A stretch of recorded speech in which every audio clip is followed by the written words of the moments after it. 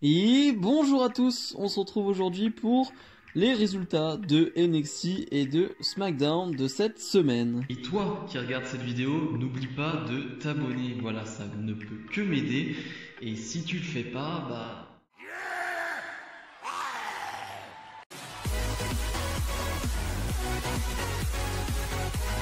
Et on commence donc avec les résultats de NXT du 16 décembre 2020.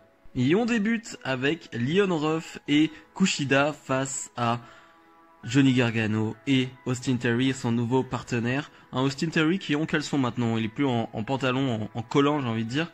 Voilà, c'est un nouveau style pour montrer, je pense, un peu plus ses muscles, hein, parce qu'Austin Theory est quand même assez baraque, hein, quand même, c'est assez impressionnant pour son âge d'être aussi costaud comme ça. Bref, on a vraiment un excellent match de 10 minutes où franchement il n'y a rien à dire de négatif, tout se passe bien. J'aurais plutôt quelque chose de négatif à dire sur la fin de match. Disons que voilà, on va direct y aller.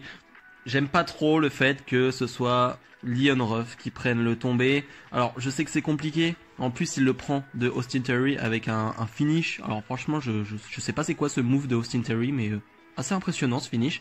Donc, Austin Theory va donner la victoire à son équipe. Mais voilà, je sais pas trop parce que tu donnes le titre à Leon Ruff, tout ça pour qu'il le perde assez rapidement, pour qu'il enchaîne les défaites. Bref, je comprends pas trop la logique dans tout ça. Alors je sais, c'était dur de donner une défaite à Austin Theory, à Gargano, ou même à Kushida qui est plutôt en forme.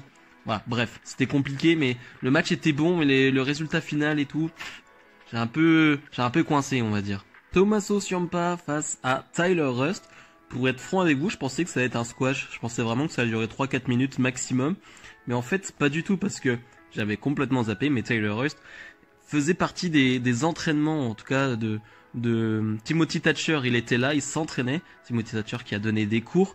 Et donc, on va avoir un peu ce match où Tyler Rust va catcher à la Thatcher entre guillemets. Peut-être que c'est son style, je ne connais absolument pas Tyler Rust.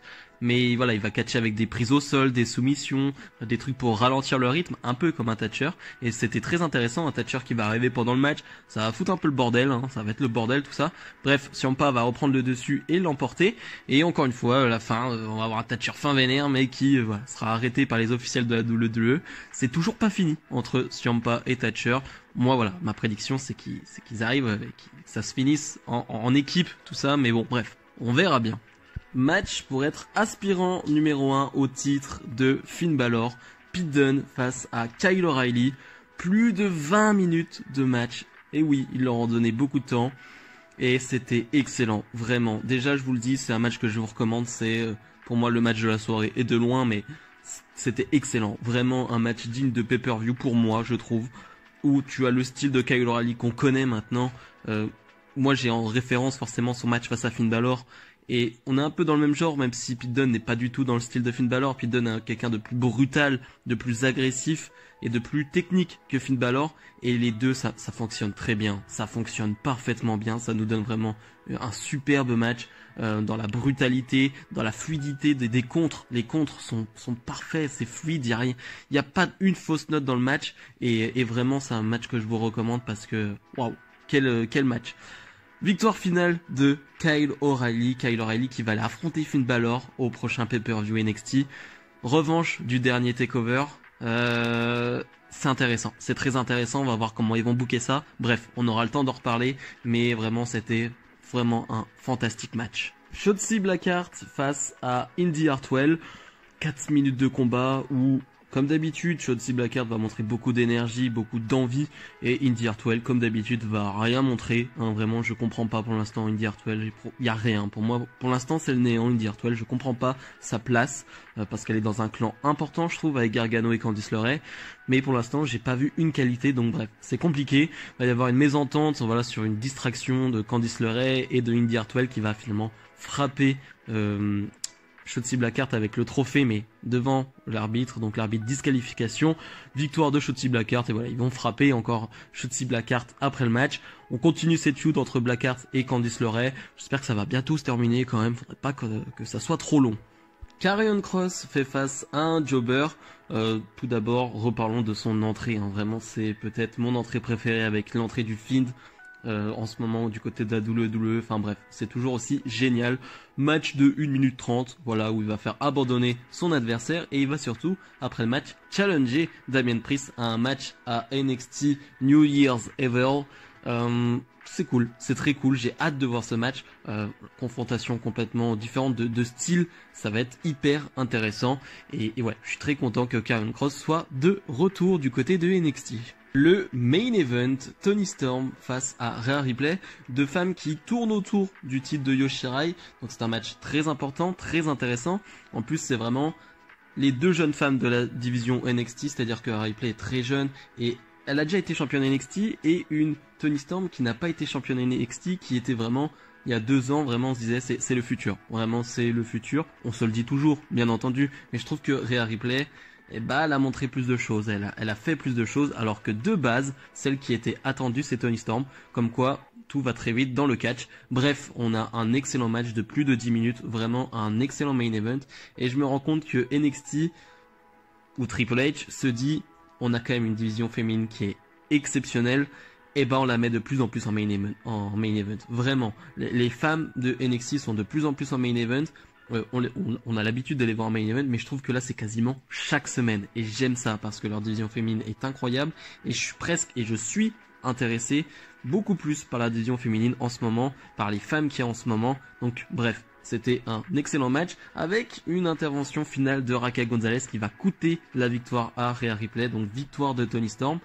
C'est le flou. Où va-t-on aller? On va aller encore sur un Raquel Gonzalez Rhea Ripley. Est-ce que Toni Storm va aller challenger Yoshirai en attendant que on ait un truc peut-être à plusieurs entre Toni Storm, Raquel Gonzalez, Rhea Ripley et Yoshirai? Bref, ça laisse beaucoup d'ouverture, beaucoup d'idées et en tout cas j'aime beaucoup.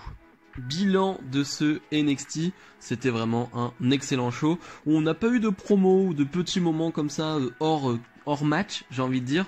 On a juste eu la vignette comme d'habitude, la vignette hebdomadaire de Xia Li et Boa qui s'entraînent dur avec leur entraîneur et voilà, ça donne envie de voir la suite encore une fois. Et on nous a annoncé que le host de NXT New Year's Evil sera Dexter Lumis, forcément. C'est voilà, on a juste appris ça, mais sinon voilà, on a eu que des bons matchs, vraiment que des bons moments. Donc vraiment, c'est un show aussi que je vous recommande. Et on passe aux résultats de SmackDown du 18 décembre 2020. Et on débute avec une promo de Kevin Owens. Et c'est une bonne promo dans l'ensemble, mais ce n'est même pas la promo en soi que je vais retenir, c'est le fait qu'en fait, Kevin Owens face à Roman Reigns, c'est une feud de « ouais, j'aime pas trop ton attitude, ouais, j'aime pas trop ce que tu fais ». Mais à aucun moment, Kevin Owens parle du fait que Roman Reigns est le champion Universal et qu'il veut simplement son titre. Non, c'est limite, le titre est secondaire dans cette feud. Et ça m'énerve. Encore que ce soit pour le titre intercontinental et tout, et encore, non, j'aime pas ça. Mais ça m'énerve, c'est un putain de titre, c'est le plus gros titre de SmackDown. Et tu le mets pas en avant, le seul truc que tu veux c'est « oh, je veux frapper Roman Reigns parce qu'il est méchant ». Non, c'est nul, c'est le champion Universal. Tout simplement, tu veux battre Roman Reigns parce que tu veux être le putain de champion Universal. C'est tout. Et ses promos chaque semaine et tout, il en parle jamais. Et ça m'énerve. Vraiment, c'est pas par rapport à Kevin Owens, c'est par rapport au booking, à l'écriture de ses promos.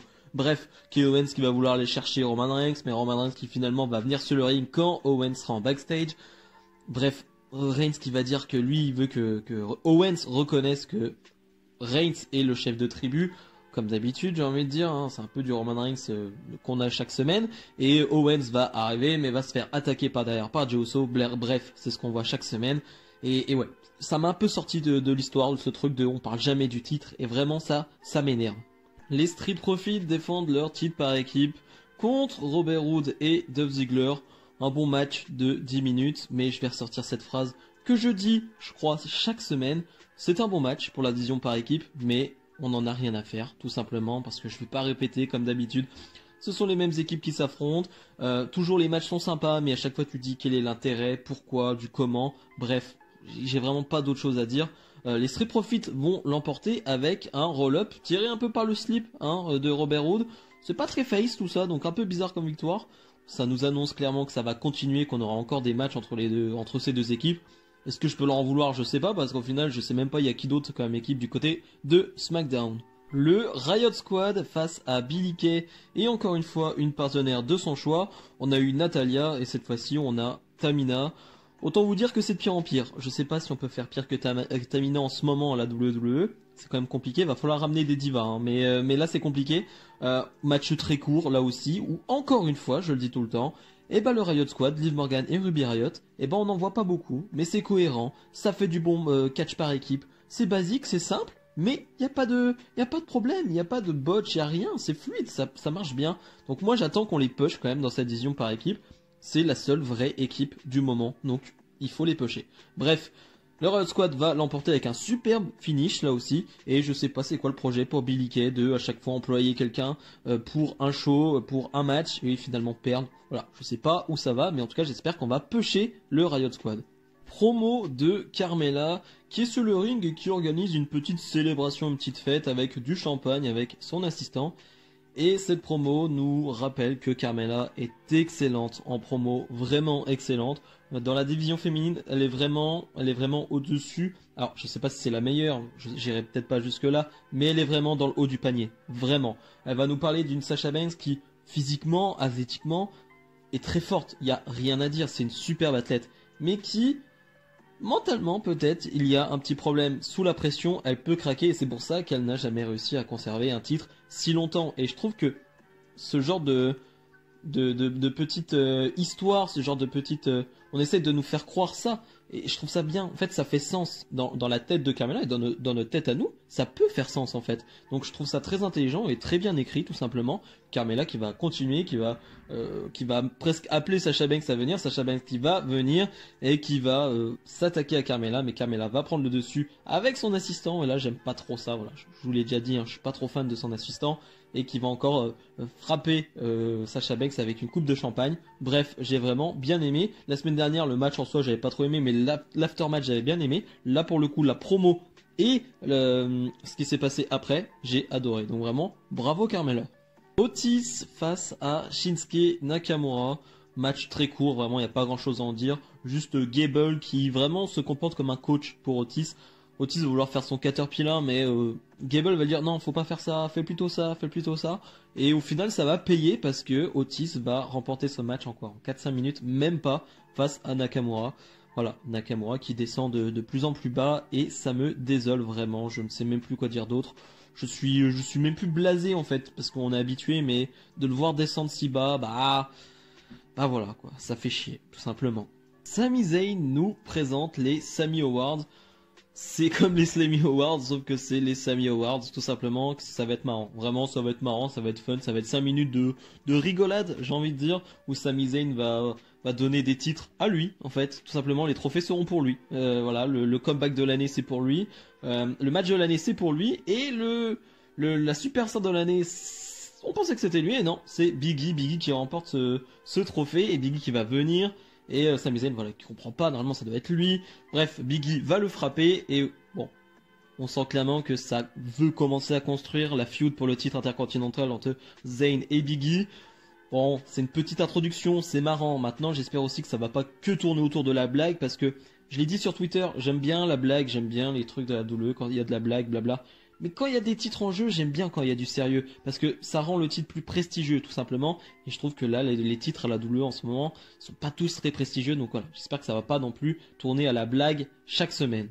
Bayley face à Bianca Belair dans un match de plus de 10 minutes.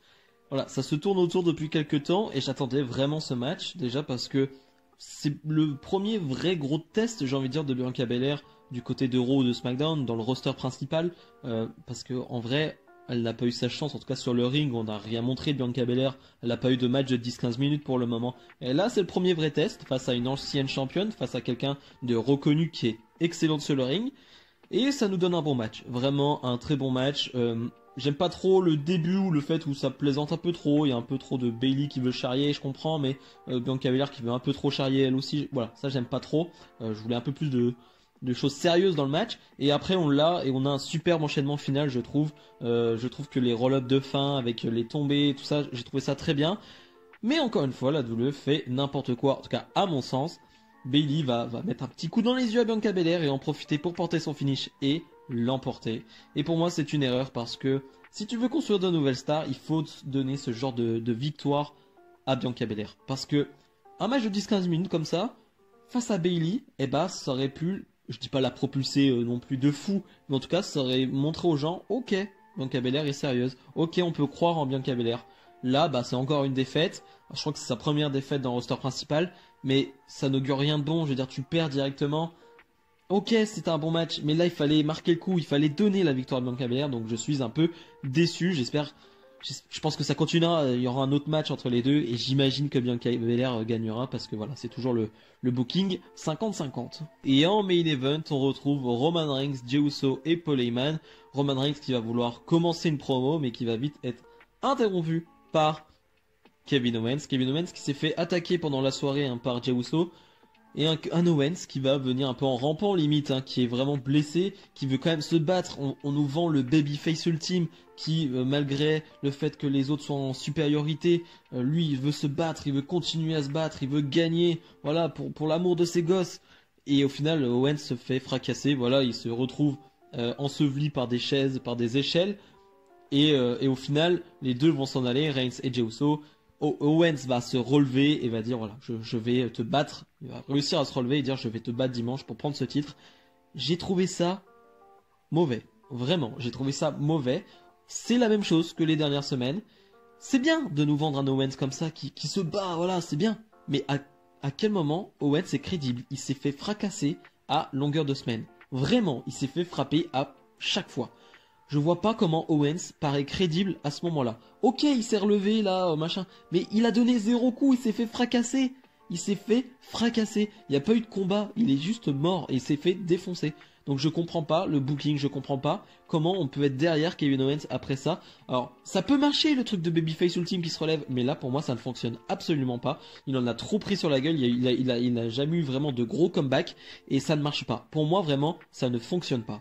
Bilan de ce SmackDown, j'ai détesté le début et la fin, donc déjà c'est pas un point positif très clairement, et j'ai bien aimé la promo de Carmella et le petit moment comique avec Sami Zayn, mais franchement le main event et ce début de show m'a pas du tout hypé pour TLC, et j'ai pas trouvé que c'était un vrai bon SmackDown. Vraiment c'était assez vide et il s'est pas passé grand chose. Est-ce que ça m'a donné de la hype pour TLC, tout ce show dans son ensemble? Vraiment pas, donc pour moi voilà, c'est pas une réussite ce show. Dites-moi en commentaire ce que vous en avez pensé. Comme d'habitude, n'hésitez pas à mettre le petit pouce bleu si vous avez aimé cette vidéo, et nous on se retrouve dès lundi pour justement la review de TLC. Salut.